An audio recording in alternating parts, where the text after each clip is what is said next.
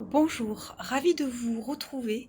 Alors aujourd'hui, j'avais envie de vous parler du village où j'habite, qui s'appelle Lagor. Lagor est situé près de Mourinx, d'Orthez, de Navarins, à 20 minutes de l'Escar, à 30 minutes de Pau. Et étant consultante en géobiologie, le feng shui de l'habitat qui permet d'harmoniser son lieu de vie, on a 9 domaines de vie qu'on retrouve avec le feng shui de l'habitat. On fait circuler l'énergie dans notre maison, etc. Et donc en accompagnement avec feng shui humain et réflexologie plantaire. Aujourd'hui, je voulais vous montrer quelles peuvent être euh, comment la France est riche en histoire, comment il a pu beaucoup se passer de choses sur nos terres, sur nos terrains, et des choses qui ont laissé des empreintes négatives, ce qu'on appelle des mémoires pas très bonnes. Et donc, même quand on construit une maison neuve, eh bien, on peut avoir des problématiques puisque les terrains, eux, datent des siècles et des siècles et des siècles et des siècles en arrière. Et c'est vrai que ça, on a du mal, ou notre mental peut avoir du mal à l'assimiler. Alors aujourd'hui, je voulais vous parler de mon joli village perché en hauteur. La France est magnifique, le sud-ouest est magnifique, mais toute la France en général est magnifique. Et c'est vrai qu'on a eu beaucoup de choses qui se sont passées, que ce soit des épidémies, peste, la grippe espagnole, que ce soit des séismes, des inondations, des incendies, que ce soit des guerres de religion, des guerres d'invasion, avec beaucoup de villes assiégées, de morts, etc. Et donc notamment quand vous habitez au centre d'un village ou d'une ville et que vous avez une église pas loin où il y a eu un château, on peut se douter qu'il y a eu de l'histoire. Pourquoi? Parce qu'avant les habitants, ils se réfugiaient dans le château fort pour être en sécurité, et là ils étaient assiégés, ou alors c'était la ville, hein, les murailles de la ville qui étaient assiégées, ou alors quand il n'y avait pas de château, on allait se réfugier dans l'église, et donc on avait souvent des souterrains qui passaient pour permettre les évacuations. Et il y a eu beaucoup de drames, de batailles, de combats. Donc des sols, des terres qui ont vécu énormément, énormément de choses. Alors pour en revenir à Lagor, donc Lagor, en fait, on va commencer par ce que signifie ce mot Lagor. C'est très joli. Lagor, vieux béarnais. Donc moi je suis gersoise, donc c'est mon grand-père, il parlait le patois gersois. On va dire Lagor signifie en vieux béarnais, c'est là que penche mon cœur. Donc je trouvais ça très joli. C'est là que penche mon cœur. Alors, il faut savoir, il y a un personnage que j'aimais beaucoup, qui a été un grand combattant, qui s'appelait Gaston Phébus. Gaston Phébus, en 1300, excusez-moi, j'ai retenu les siècles, donc fin du XIVe siècle, donc exactement 1390. Il faut savoir c'était la limite, en fait, la Gore, il y avait beaucoup de luttes entre Dax et le Béarn, et donc Gaston Phébus, il y a un château fort, et Gaston Phébus va mettre 2 ponts, donc je pense que c'est sur la route des crêtes, hein. Et ensuite il faut savoir qu'au nord on va avoir un énorme fossé, et au sud sera bâtie une palissade avec des pieux. Voilà, c'est bien ça. Et donc, en même temps, alors plutôt début du XIVe siècle, la date exacte, oui, 1328, va être construite la mairie avec la halle de la Gore. Et puis le temps va passer, tout ça, ça va être vendu, ça va être mis à la vente, et la mairie de Lagore va devenir le lieu, le temple des protestants. Alors je vais vous dire la date exacte. Le temple des protestants en 1668, plus de la moitié du XVIIe siècle. Alors, il faut savoir qu'il va y avoir sûrement des guerres de religion, des conflits, etc. Et la mairie va être en 1685, presque donc fin XVIIe siècle, ça va être détruit. Et je vais vous dire où elle va être installée après. En attendant, il faut savoir que Lagore a subi un énorme incendie. Je ne sais pas si certains habitants de Lagore et autour le savent. Et donc cet incendie a ravagé totalement le bourg. Ça a été terrible. Et ça, c'était en 1484. Voilà, au 15e siècle, fin 15e siècle. Et il faut savoir que de ce 14e siècle jusque, je vérifie, à peu près, je dirais, oui, jusqu'au début du XVIIe siècle, on va avoir vraiment la population qui va atteindre un seuil minima et je vais vous expliquer après, ensuite, pourquoi. Qu'est-ce qui s'est passé entre-temps. Alors, revenons à l'église. Il se trouve que l'église, avant, elle avait un grand fossé qui a été comblé et cette église qui était consacrée à Sainte-Blaise, eh bien, elle va être consacrée à un grand guerrier, un bel archange qui protège de la négativité, qu'on retrouve d'ailleurs une belle statue au niveau du Mont Saint-Michel. Donc je pense que vous aurez deviné de quel archange il s'agit, de Saint-Michel. Donc c'est Saint-Michel qui est devenu alors le patron de l'église il est devenu, je vais vous dire la date exacte, après 1620, donc début du XVIIe siècle. Mais cette église, je cherche le mot exact, un clocher, pardon, et c'est le clocher de l'église qui va faire office à la fois d'école, de classe d'école et de mairie. Et il faudra attendre le 19e siècle, donc exactement, voilà, la mairie actuelle date de 1842, voilà, milieu 19e siècle, pour que soit reconstruite une mairie sur l'ancien emplacement de la mairie et des halles, qui avait donc été construite en 1328, début du XIVe siècle. Et Gaston Phébus qui nous a rendu visite. Alors pourquoi on va enchaîner? Parce que l'Agore, en fait, l'Agore qui veut dire château, c'est un lieu de refuge, donc bien sûr en hauteur, et donc ce lieu de refuge, on dit Reculide, R-E-C-U-L-H-I-D-E, je ne sais pas comment on prononce, refuge ou château.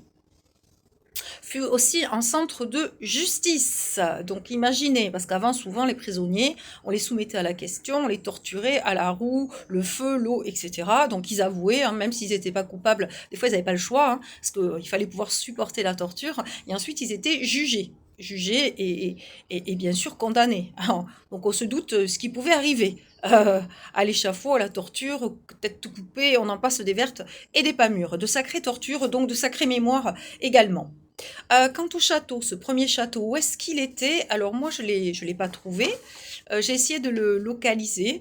Peut-être, ceci qui est-il, au niveau des nouveaux commerces qu'on a, peut-être pharmacie, à ce niveau-là de notre coiffeur, de notre esthéticienne, l'épicerie, etc. Je leur fais un petit coucou avec notre restaurateur. Je ne sais pas si dans les commentaires, nous avons des historiens, nous avons des anciens, des personnes qui ont écrit des livres sur l'Agore, Mourenx, Navarinx, tout autour. Eh c'est avec grand plaisir que j'aimerais bien savoir où se situait ce premier château fort. Voilà. Alors, donc, il faut savoir qu'au début du XIVe siècle, au niveau de la population, on était à 650 habitants. Et il va y avoir malheureusement beaucoup d'épidémies, de peste notamment, les guerres de religion, protestants, catholiques, etc. J'ai entendu parler de Templiers du côté de l'Ourcade également, beaucoup de choses. Et donc la population, tenez-vous bien, donc 1328, début du XIVe siècle, 650, et on va être à 430 habitants au début du XVIIe siècle, en 1600. Et ce qui est expliqué par les pestes, les épidémies, les guerres de religion. Et après, ça va monter, jusqu'à atteindre un chiffre conséquent, parce qu'en fait, l'Agore va devenir une terre de vignes, une terre d'agriculteurs, et donc on va avoir des familles qui vont venir s'installer et ça va prospérer. Jusqu'à malheureusement l'arrivée et la destruction des vignes avec le phylloxéra, avec l'industrialisation, ce qui va pousser beaucoup d'habitants, de l'Agore notamment, à partir vers la ville pour travailler à la ville et chercher du travail. Donc là, on se situe avec l'industrialisation un peu plus 10 ans au milieu du 19e siècle, en 1860. Et là, en 1881, on est à 1148 habitants. Voilà. Mais c'est le départ vers les villes. Et ça va donc chuter. Et puis, il va y avoir la guerre 1914, 1918, etc. En 1950, on se trouve avec 735 habitants. Puis, on va avoir l'essor que vous connaissez, avec l'exploitation du gisement de lac. Les cités de l'Agore vont venir s'installer pour arriver à 1315 habitants. Voilà, c'était un petit historique pour vous dire que quand on travaille la géobiologie, un lieu, on a tous les phénomènes du sous-sol qui perturbent notre sommeil, puisque notre eau entre en résonance la nuit avec l'eau du sous-sol. On a beaucoup de rivières, de cours d'eau, de lacs souterrains, d'eau stagnante qui nous alourdissent, peuvent faire un peu de dépression, de déprime, de lourdeur dans les jambes, etc. Et beaucoup de problématiques avec les failles qui sont des ruptures dans le sous-sol des émanations de gaz sur lesquelles se placent des cheminées cosmotelluriques. Après, il faut étudier bien sûr tout ce qui est, nous, ce qu'on appelle les volumes bouchés, etc.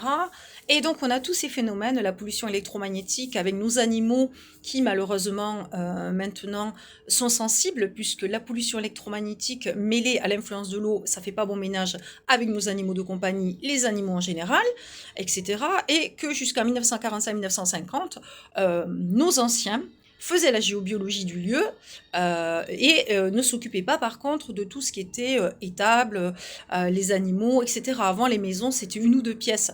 Ce qui explique que on occupe des maisons qui sont très longues, très grandes, et on a occupé des dépendances maintenant, actuellement, qui n'ont donc pas été traitées en géobiologie par nos anciens jusque dans les années 45-1950. Donc tous ces phénomènes ont une influence sur nous, interagissent avec nous, sur le sommeil également. C'est vrai que les problématiques de sommeil, c'est très intéressant. On peut dormir très très bien et se réveiller épuisé le matin, donc ça c'est dû aux cheminées. Donc moi je localise sur plan, je fais les tracés de tout ça. Voilà, donc ça me permet de travailler à distance. Et à part tous ces phénomènes du sous-sol qui nous dérangent, la géobiologie, l'étude du lieu et du vivant, ce qui rentre en interaction avec nous, on a également tout ce côté énergie subtile et donc qui est lié à tout ce qui est passé dans le sous-sol, tout ce qui est resté et toutes les mémoires de tout ce qui s'est passé sur ce terrain. Donc vous avez une vague idée de ce qui s'est passé à la Gore et des répercussions qu'on peut avoir, de ce qu'on peut avoir dans le sous-sol, hein, parce qu'avant, voilà, hein, on mettait des fosses avec beaucoup de morts, hein, même les pauvres, ils étaient même pas morts encore, hein. Certains, ils étaient en agonie, hein. Quand on recouvrait comme ça, il y avait tellement de morts, notamment avec la grippe espagnole, etc. On l'a oublié, toutes ces épidémies. euh, qu'en fait, eh ben voilà, hein, donc ces énergies qui sont pas très très hautes, c'est comme quand on va dans une déchetterie, et encore, on a beaucoup de lieux où maintenant on construit des maisons, des habitations sur d'anciens cimetières. Donc voilà, c'est quand même des lieux qui vibrent pas très haut. Et ensuite, on doit aussi travailler sur d'autres influences à côté qui font pression sur les lieux, qui pressent et qui peuvent avoir comme conséquence d'avoir des problématiques d'électricité, les appareils électroménagers en cascade, etc., des fuites de taux, plein de choses comme ça. Vraiment des réparations qui s'enchaînent, hein. Ça s'appelle vraiment la loi des séries. Et ça peut venir en effet de certaines choses. C'est pour ça qu'on a des quartiers où tout le monde est fâché, où on a de la tension, de la discorde dans les familles, discorde dans les foyers, discorde dans le voisinage. Donc, ce qui peut être expliqué par l'histoire des lieux, l'histoire des habitants, les drames, les maladies, tout ce qu'ont vécu les habitants, mais également tout ce qui s'est passé sur le terrain. Alors, si vous voulez me contacter, mon portable, hein, il est en dessous de la vidéo. Donc ensuite, toujours un échange entre nous, où vous me dites pourquoi vous venez vers moi. Ça peut être une maison qui ne se vend pas, un problème de sommeil, problème de relationnel dans la famille, qu'est-ce qui vous bloque, quelle est votre problématique actuelle et du moment. Ça, c'est l'accompagnement, le feng shui de l'humain qu'on accompagne. Et ensuite, eh bien, écoutez, je reviens vers vous pour vous proposer la solution avec les bénéfices qui, je l'espère, seront les plus, bien sûr, ciblés pour vous, votre problématique actuelle. Voilà, je vous dis à très vite pour la petite vidéo du jeudi et je terminerai en disant, voilà, on a la chance d'avoir une pharmacie, d'avoir un cabinet médical, dentiste, un coiffeur, une esthéticienne, l'épicerie, on a de très très bons produits locaux. Moi par exemple, j'ai acheté des graisserons. Il faut savoir que ma maman élevait des canards à la campagne à l'époque, hein. Je vous parle d'un temps, il y a 30 ans, 25 ans, mais j'ai encore de la famille, hein, qui le fait dans le Gers. Et donc en fait, moi j'ai mangé ces graisserons, ma mère en faisait griller du pain, on mettait ça, je ne sais pas si vous connaissez, c'était très bon comme des rillettes de canard, c'est différent. Des créations, on a la chance d'avoir le pain, le journaux à proximité, tout ça, un restaurant, voilà. Donc c'est vrai que nos commerces, nos marchés locaux, nos producteurs locaux, on est quand même dans le sud-ouest, en France en général, et dans le sud-ouest, le pays du bon manger, du bon vivre. Voilà, les cheminées chauffent. Voilà, on a les champignons, on a les cèpes. J'ai vu passer que des personnes avaient encore trouvé des champignons et des cèpes. Donc, faisons vivre et rendons hommage à nos commerçants locaux. Et donc, c'est pour ça que je disais, encourageons-les, surtout quand c'est des produits de qualité, que ce soit sur les marchés, fruits, légumes, fromages, nos pains, nos pâtisseries, etc. Et faisons vivre nos commerçants également. Je vous dis donc à très vite pour la petite vidéo du jeudi et qui portait aujourd'hui sur l'histoire et les péripéties de ce très beau village, comme tous les beaux villages aux alentours, Navarinx, Mauléon, on a Arthès de Berre en hauteur, on a Morlan, c'est magnifique. Voilà, Mourinx à côté, Monin avec toutes ses pêches, etc. C'est tellement riche. Le château de la Hasse aussi, un lieu magnifique si vous connaissez pas. Voilà, c'est tellement beau. Après Orthès, on arrive sur les Landes, etc. On a tellement de sites magnifiques à découvrir et de promenades sur les coteaux, etc. Et puis après, bon, ben, on passe au Pays Basque, hein, le littoral, la côte, la montagne, etc. Voilà, je suis intarissable sur notre belle France. Je vous dis à très vite et merci pour les petits pouces si vous avez apprécié. Merci d'ajouter des petits commentaires si le cœur vous en dit, vos partages. Merci pour ceux qui me suivent et merci pour les nouveaux abonnés. Bienvenue aux nouveaux abonnés, c'est gratuit sur la cloche. À très vite. Au revoir.